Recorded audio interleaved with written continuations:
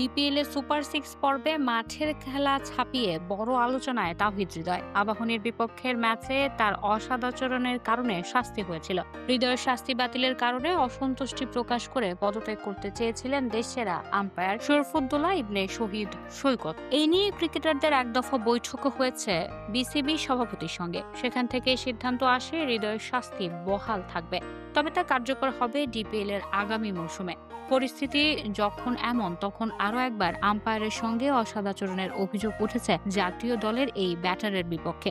DPL এ শনিবার Gazi group ক্রিকেটার্সের বিপক্ষে ম্যাচে আম্পায়ারের দেয়া আউটের সিদ্ধান্তে অসন্তোষ প্রকাশ করেন তিনি। ওয়াসি আহমেদের স্টাম্পের বাইরে পিচ করা বলে তাওহিদ হৃদয় ড্রাইভ করতে চাইলে বল ব্যাটের কানায় লেগে কিপারের গ্লাভসে লেগে অন্য ফিল্ডারের হাতে চলে যায়।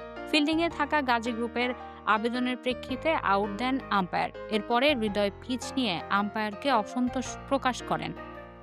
আর এমন ঘটনার প্রেক্ষিতে ম্যাচের পর তাকে 10,000 টাকা জরিমানা এবং একটি ডিমেরিট পয়েন্ট দেওয়ার সিদ্ধান্ত নেওয়া হয়। আর এই সিদ্ধান্তের মাধ্যমে নিশ্চিত হলো আবাহনীর বিপক্ষে এবারের আসরে ডিপিএল এর অলিখিত ফাইনালে খেলা হচ্ছে না মোহামেডান অধিনায়কের।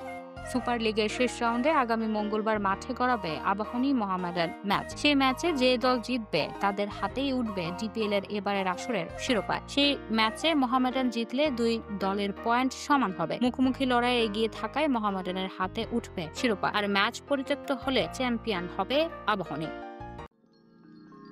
You are watching Raj TV, জাগরণে Bangladesh. Please subscribe our channel.